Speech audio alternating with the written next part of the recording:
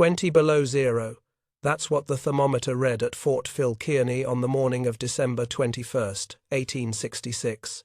The kind of cold that makes your breath freeze before it leaves your mouth, that turns spit to ice before it hits the ground. Captain William Fetterman stood in that cold, watching his breath crystallize in the air, and he had absolutely no idea he had about 4 hours left to live. He'd made a boast just weeks earlier, one of those declarations that history loves to throw back in your face. "Give me 80 men," he'd said, "and I'll ride through the entire Sioux nation." 80 men, remember that number. Before we jump back in, tell us where you're tuning in from, and if these history tales fascinate you, make sure you're subscribed, because tomorrow I've saved something extra special for you. Now, here's what Fetterman didn't know that frozen morning. About 2 miles north of the fort, hidden in the ravines and gullies around Lodge Trail Ridge, roughly 2,000 Lakota, Cheyenne, and Arapaho warriors were waiting. They'd been there since before dawn, lying in snow, teeth chattering, fingers going numb around bowstrings and rifle stocks. 2,000 men, silent as stones, while the temperature tried to kill them just as surely as any bullet might. And out on that ridge, performing what can only be described as one of the most dangerous pieces of theater in military history, was a 25-year-old Lakota warrior named Crazy Horse. Picture this scene for a moment. A single rider, moving back and forth along a ridgeline, clearly visible from the fort. He's not charging, not attacking, just riding in these deliberate patterns. Sometimes he'd dismount, adjust his horse's blanket, take his time about it. Sometimes he'd ride in closer to the fort, almost taunting. The soldiers watching from Fort Phil Kearny would have seen him clearly against the snow. One man, one target.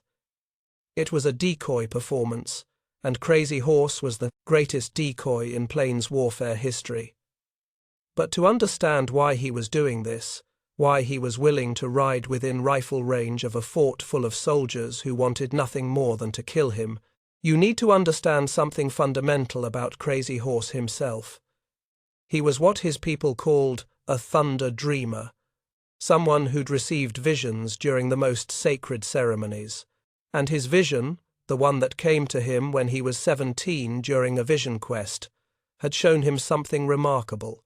He saw himself riding through battles, untouched, invulnerable, as long as he never took scalps for personal glory, never kept spoils for himself, always put his people first. So when Crazy Horse rode along that ridge, appearing to be reckless, appearing to be vulnerable, he wasn't being suicidal. In his understanding of the universe, in his spiritual framework, he was doing exactly what he was meant to do. He was protected, and that certainty, that absolute conviction, made him move in ways that looked insane to the soldiers watching.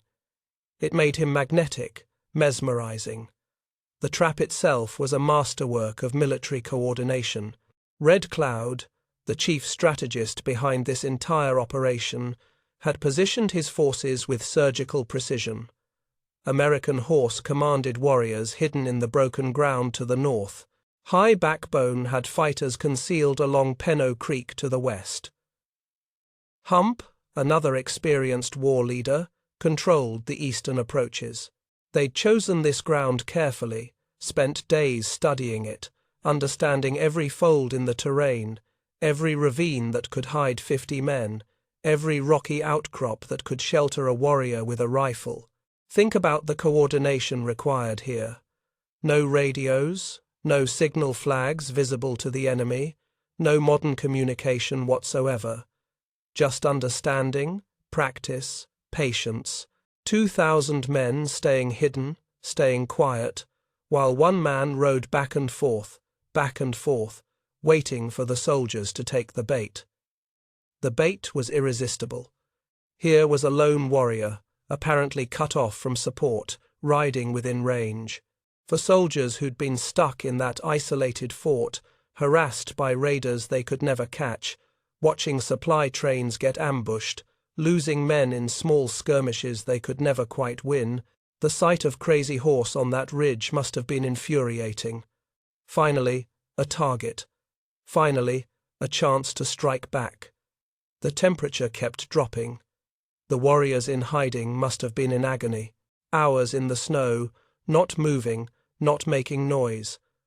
Some of them were teenagers, on their first major raid. Some were veterans who'd fought Crow and Pawnee for decades. All of them were freezing. All of them were waiting. And Crazy Horse kept riding. What Fetterman and his fellow officers couldn't understand from their perspective, was that this wasn't just a battle. For the Lakota, for Red Cloud's coalition, this was existential. The Bozeman Trail, that road the Army was protecting, that road Fort Phil Kearny existed to guard, cut straight through the Powder River country, the best buffalo hunting grounds the Lakota had, and the gold seekers, the wagon trains heading to Montana, they were destroying those hunting grounds. This wasn't about territorial pride or warrior glory anymore. This was about survival, about whether their children would eat next winter, so they waited in the cold. 2,000 men, frozen and patient, while one warrior danced on a ridgeline, daring the soldiers to follow. Back at the fort, Fetterman was getting ready. 80 men. His command. The exact number he'd boasted he needed to ride through the whole Sioux nation. History has this way of being darkly poetic sometimes. It gives you exactly what you asked for, right before it teaches you why you should have been more careful with your wishes.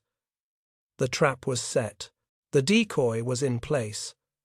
And the temperature kept falling, the sky that peculiar pale blue you only see in extreme cold, the kind of day where everything feels brittle, where the world itself seems ready to snap. 4 hours until it all went wrong. 4 hours until 81 men rode out and never came back.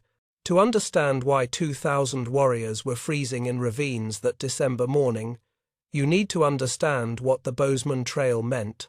And I don't mean what it meant on a map. I mean what it meant to people trying to feed their families. Imagine you're a Lakota hunter. For generations, your people have followed the buffalo through the Powder River country. You know every creek, every valley, every place where the herds gather in winter. Your children's survival, literally their ability to eat through the cold months, depends on those buffalo. The herds provide everything.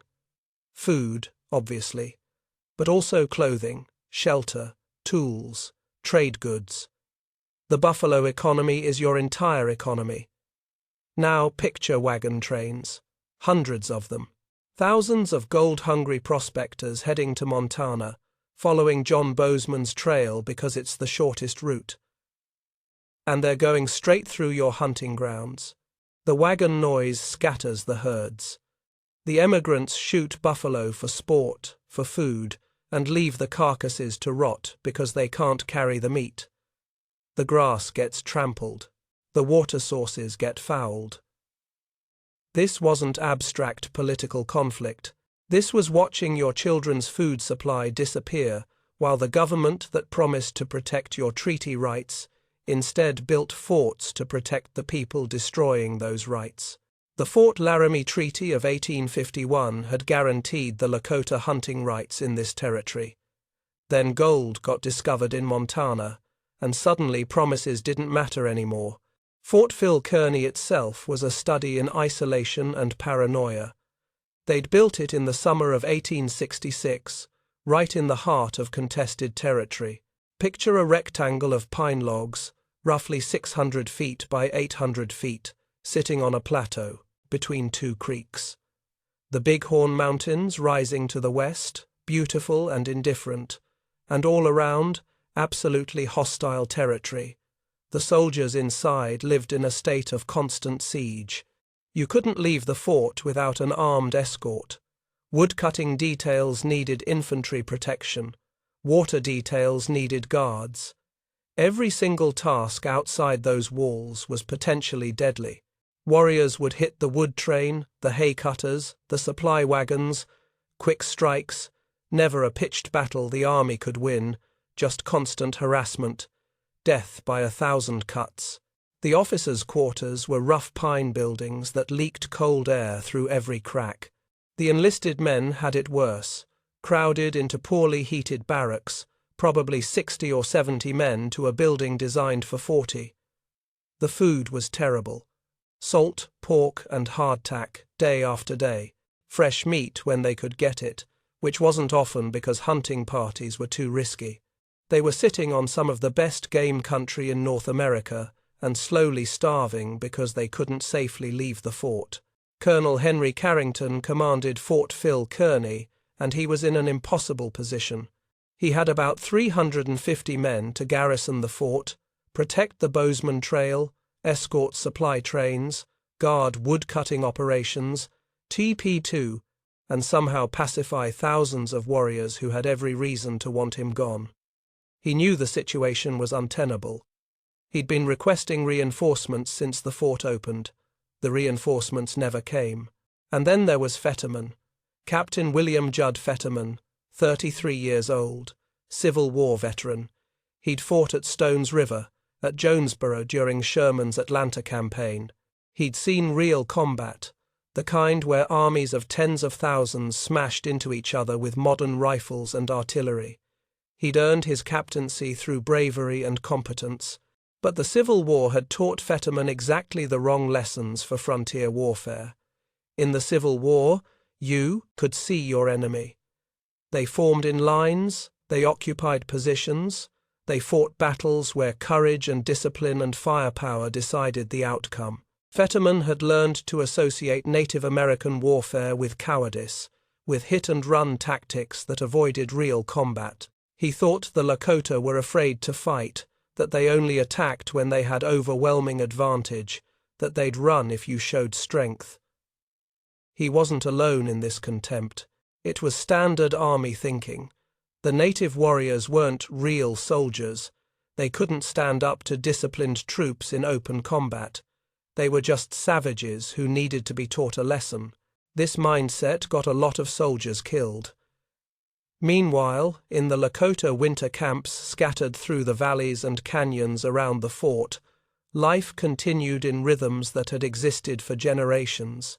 The women processed buffalo hides, made pemmican, maintained lodges that were far warmer than anything Fort Phil Kearny could offer. Children played in the snow. Elders told stories. Warriors prepared for raids, maintained weapons, trained horses.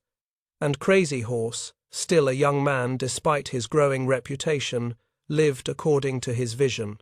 He'd received that vision at 17, and it had marked him. During his vision quest, fasting alone on a hilltop, he'd seen himself riding through enemy arrows and bullets, a small stone behind his ear, a red hawk feather in his hair, his body painted with hailstones and lightning. And in the vision, he never fell.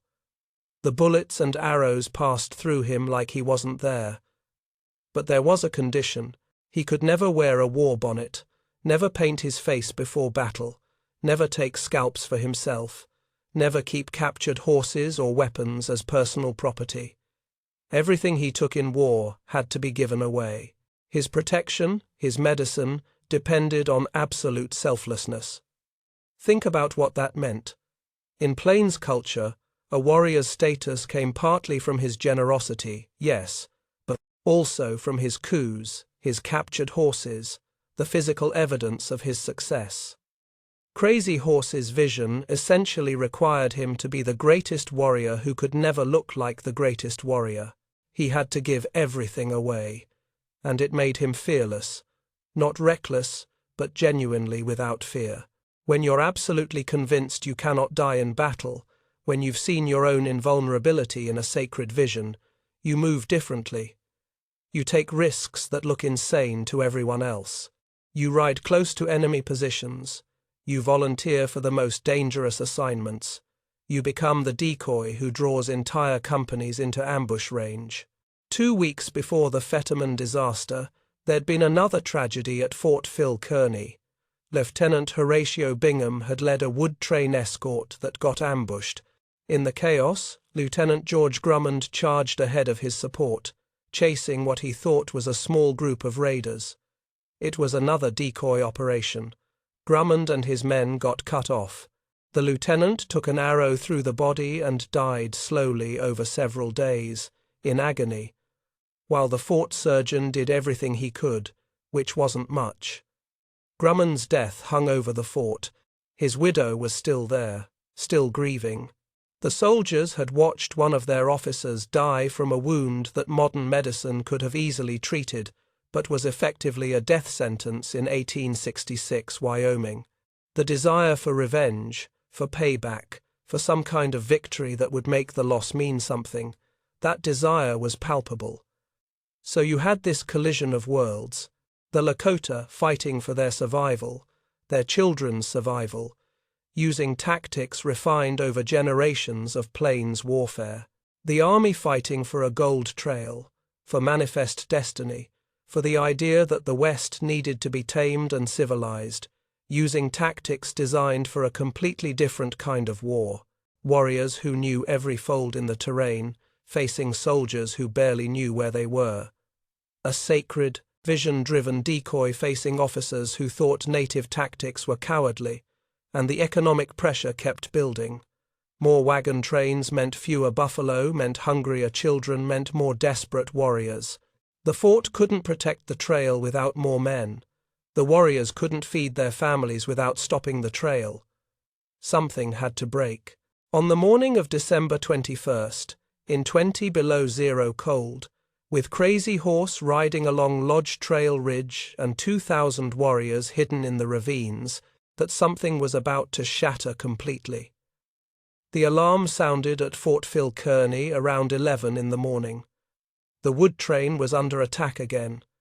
This was routine, almost boring in its predictability. Warriors would harass the woodcutters, the fort would send out a relief force, the warriors would scatter. It happened constantly.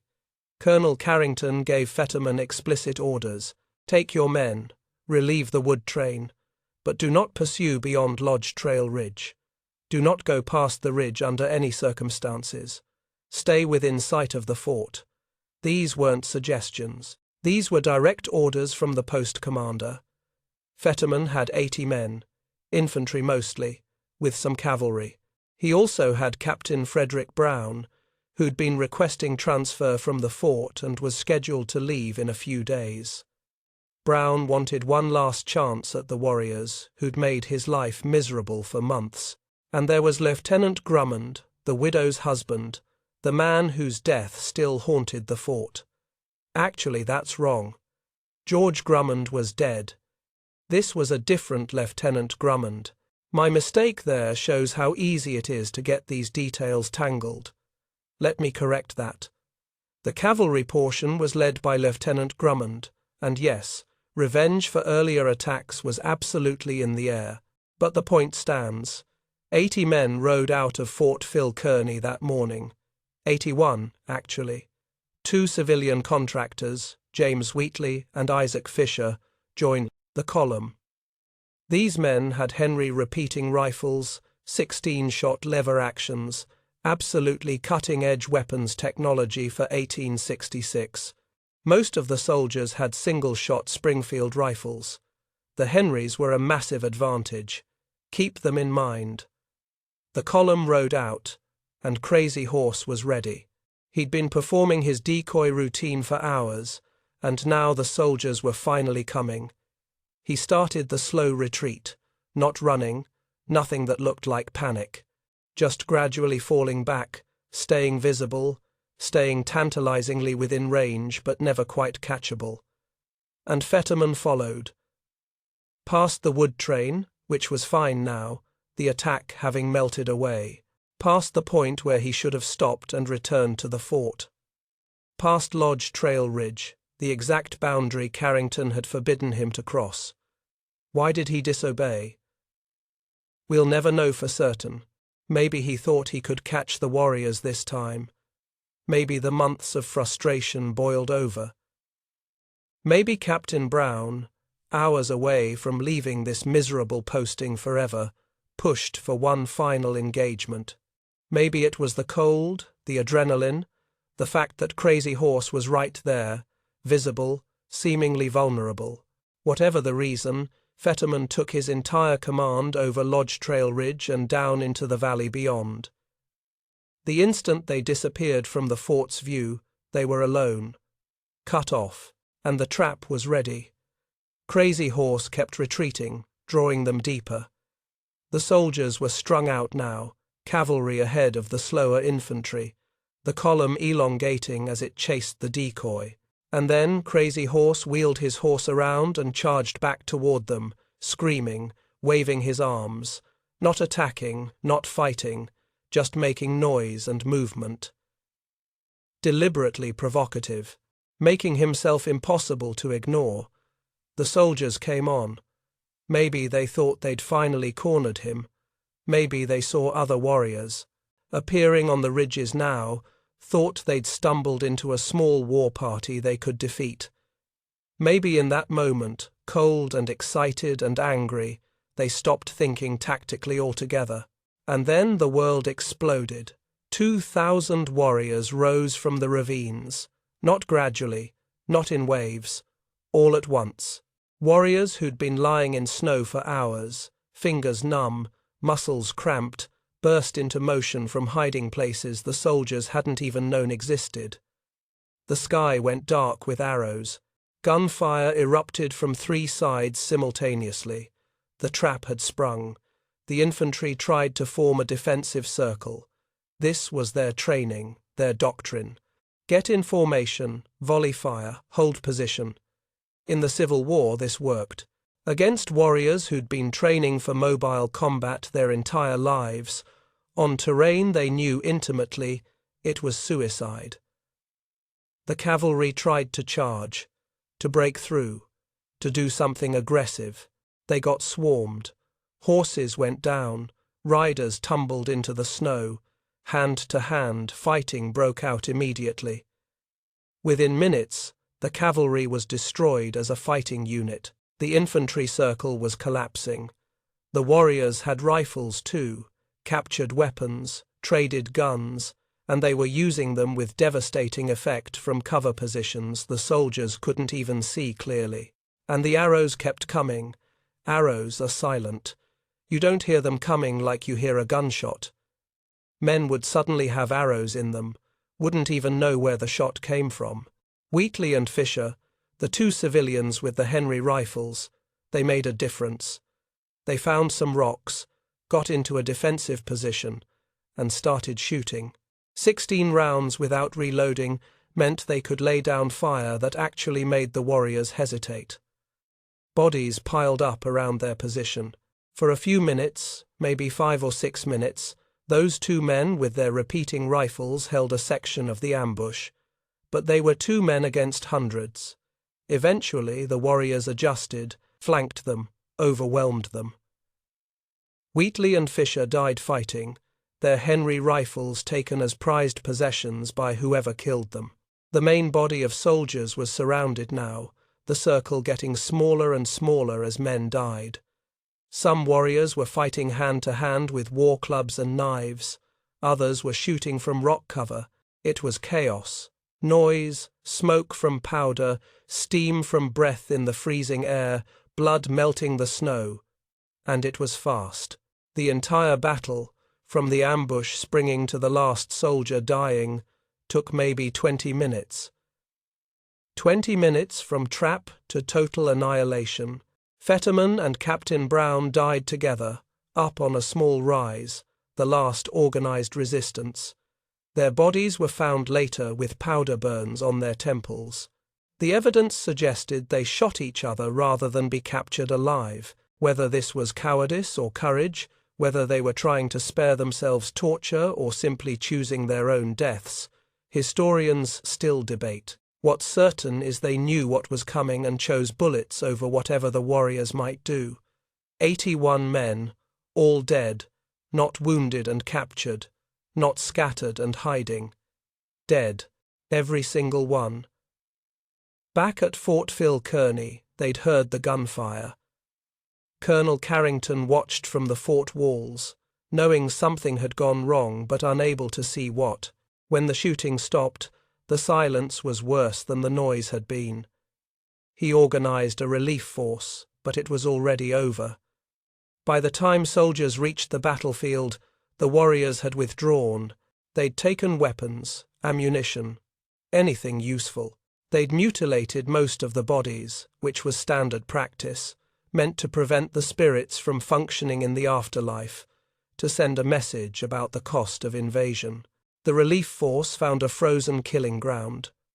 Bodies everywhere, stripped naked by warriors who needed the clothes and wanted to demonstrate complete victory. The December cold had already started freezing, the corpses solid. Some men's faces showed terror, others looked almost peaceful. All of them were dead. One man, Private Guthrie, had been at the fort when the column left. When it became clear disaster had struck, Carrington sent him riding through a blizzard to Fort Laramie, 236 miles south, to get help. Guthrie made that ride in 4 days through December weather that should have killed him. He rode horses to death, grabbed fresh mounts at way stations, and kept going. His ride probably prevented the fort itself from being overrun, because the warriors were debating whether to follow up their victory with an assault on Fort Phil Kearny itself.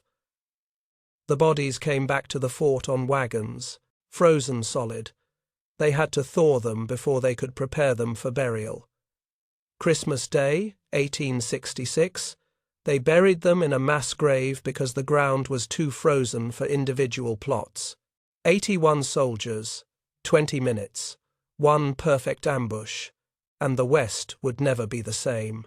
Red Cloud's coalition had just achieved the most complete military victory any native force would ever win against the United States Army. 81 soldiers dead, not a single warrior killed in the actual ambush itself. A few wounded, yes, but the casualty ratio was so lopsided it barely qualified as a battle. It was an execution, and it was the worst thing that could have happened for the Lakota's long-term survival. Here's the brutal paradox of the Fetterman fight. Tactically, it was brilliant. Strategically, it was catastrophic. Because the United States in 1866 could absorb the loss of 81 men, the military could replace them, could send more, could escalate, but the political will to ignore what had happened, to let the Bozeman Trail close, to just walk away from the Powder River country that was gone the moment news of the massacre reached the eastern newspapers. American public opinion hardened instantly.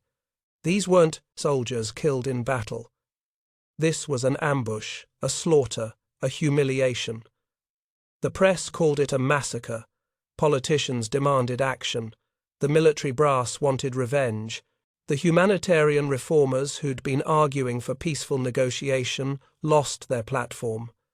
You can't negotiate when 81 soldiers are lying frozen in a mass grave at Christmas. General William Tecumseh Sherman, commanding the Division of the Missouri, was furious. Sherman, who'd burned Atlanta, who understood total war better than almost anyone alive, looked at the Fetterman fight and saw not a tactical defeat, but a challenge that demanded overwhelming response. He started planning a campaign that would culminate in the winter operations of the 1870s, the systematic destruction of native food supplies, the killing of buffalo herds, the pursuit of warrior bands through blizzards until they had no choice but surrender or starvation.